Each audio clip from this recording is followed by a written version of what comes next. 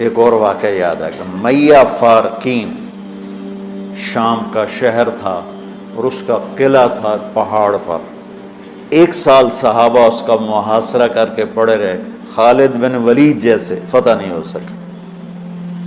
تو خالد بن ولید رضی اللہ تعالیٰ نے اعلان فرمایا کہ سارا لشکر روزے رکھو کہ اللہ اس کو ہمیں فتح کروا دے۔ پہلے دن روزہ رکھا گیا۔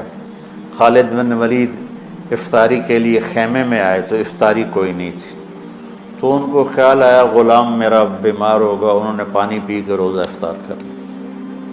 اگلے دن پھر ان کو خیال آیا، اگلے دن آئے تو پھر افطاری کوئی نہیں، پھر ان کو خیال آیا کہ غلام بیمار ہوگا، پانی پی کے افطاری کر لی۔ تیسرے دن پھر افطاری کوئی نہیں تو اس کو بلا لیا، کہا بھائی خیریت ہے، آپ بیمار ہیں؟ کہا جی نہیں۔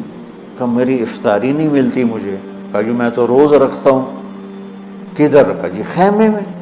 کہاں چلی جاتی؟ کہا جی مجھے کیا خبر، میں تو رکھ کے چلا جاتا ہوں۔ کہا اچھا آج پہرا دیں گے۔ تو جب اس نے لا کے افطاری رکھی اور یہ ایک طرف چھپ کے بیٹھ گئے تو ایک کتا آیا اور خیمے کے پیچھے سے وہ گھسا اور وہ جو روٹی پڑی تھی اس کو منہ میں ڈالا اور بھاگ پڑا۔ خالد بن ولید فرمانے لگے یہ کچھ اس کے پیچھے راز ہے۔ انہوں نے کتے کے پیچھے دوڑ لگا دی اور کتا آگے آگے، خالد بن ولید پیچھے پیچھے۔ تو وہ کتا ایک ندی سی تھوڑے تھوڑے پانی والی ندی میں گھسا، وہ بھی گھسے۔ آگے ایک چھوٹا سا سوراخ تھا، اس میں گھس گیا۔ خالد بن ولید لمبا قد اور پتلے جسم کے تھے، دیکھنے میں لگتے تھے جیسے کوئی مکے دی مار ہیں، لیکن انہوں نے پہاڑوں کو راستے سے ہٹا دیا۔ سیف اللہ، اللہ کی تلوار۔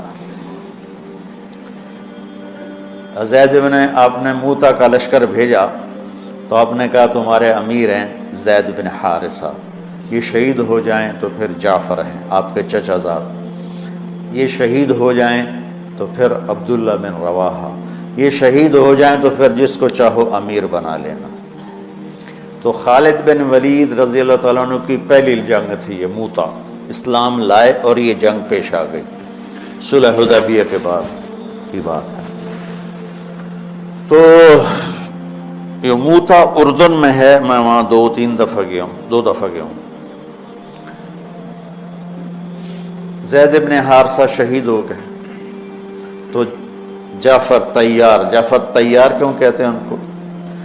ان کو جھنڈا پکڑا تو انہوں نے ہاتھ کاٹ دیا، تو انہیں دوسرے ہاتھ میں لے لیا، انہیں وہ ہاتھ کاٹ دیا، تو کٹے ہاتھوں سے جھنڈے کو یوں چمٹا لیا، انہیں پیچھے سے کاٹ دیا تو جھنڈا گر گیا۔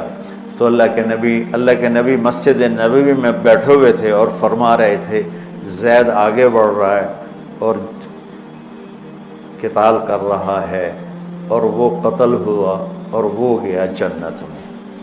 پھر آپ نے فرمایا اب جھنڈا جعفر نے اٹھایا ہے اور وہ آگے بڑھا ہے، اس کے دونوں ہاتھ کٹے اور وہ گرا اور وہ گیا جنت میں، اور اس کے دونوں ہاتھوں کے بدلے میں اللہ نے جعفر کو 2 پر دے دیے ہیں جس سے وہ جنت میں اڑتا پھرتا ہے، اس لیے ان کو کہتے ہیں جعفر تیار۔ یہ اللہ کے نبی کی خوشخبری تھی کہ جعفر کو اللہ نے 2 پر دیے جس سے وہ جنت میں اڑتا پھرتا ہے۔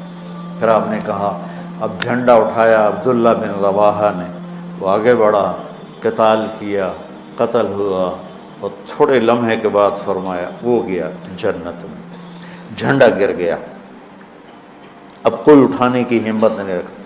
تو ثابت بن اکرم ایک انصاری صحابی ہیں، انہوں نے جھنڈا اٹھایا، کبھی جھنڈا پکڑو، جھنڈا پکڑو، ہاتھ سے نکل رہی ہے جنگ۔ تو لوگوں نے کہا تو ہی پکڑ لے، تو بدری آدمی۔ ثابت بن اکرم بدری صحابہ، کہا بھائی میرے بس کا نہیں ہے، کسی اور کو پکڑاؤ۔ تو افراتفری میں کس کے منہ سے نکلا خالد کو پکڑاؤ، وہ نہیں پتہ چلا، شور شرابہ تھا، تو کسی نے کہا خالد کو پکڑاؤ۔ یہ کہنا تھا کہ سب نے کہا خالد کو دو، خالد کو دو۔ اب اللہ کے نبی خاموشی سے اوپر دیکھ رہے ہیں، ایسے سامنے سناٹا ہے اور ادھر یہ ہو رہا ہے۔ تو آخر سب نے کہا خالد تو وہ جھنڈا اٹھا. وہ کہنے لگے میں تو نیا مسلمان ہوں اور میری پہلی جنگ ہے. بابا کسی پرانے آدمی کو دو. تو سب کہیں تو ہی لے تو ہی لے تو ہی لے. تو خالد نے ایک ہاتھ میں جھنڈا پکڑ کے دوسرے ہاتھ سے جب یوں تلوار لہرائی نا تو میرے نبی نے فرمایا اب اللہ نے اپنی تلواروں میں سے ایک تلوار کو نکال لیا ہے. سیف اللہ، سیف اللہ. اس دن آپ کے ہاتھ سے 9 تلواریں ٹوٹیں لڑتے لڑتے. پھر اللہ نے ان کے ہاتھوں فتح نصیب فرمائی. 3000 کے لشکر نے 1 لاکھ پہ غلبہ پایا. پانی پڑھو.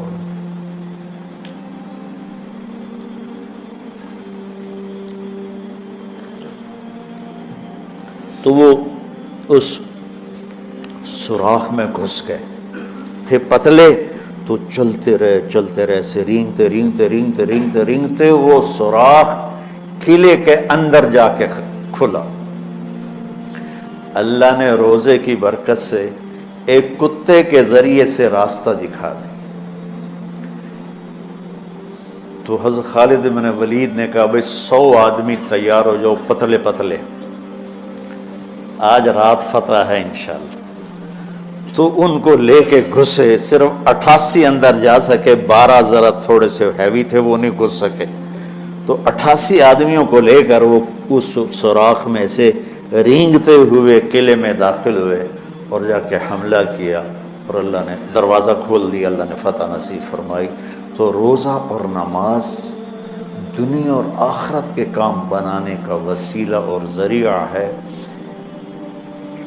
اگر ہم اس کو یقین کے ساتھ کریں. جب مشکل پیش آئے اپنا ظاہری سبب بھی اختیار کرو اور نماز بھی پڑھو.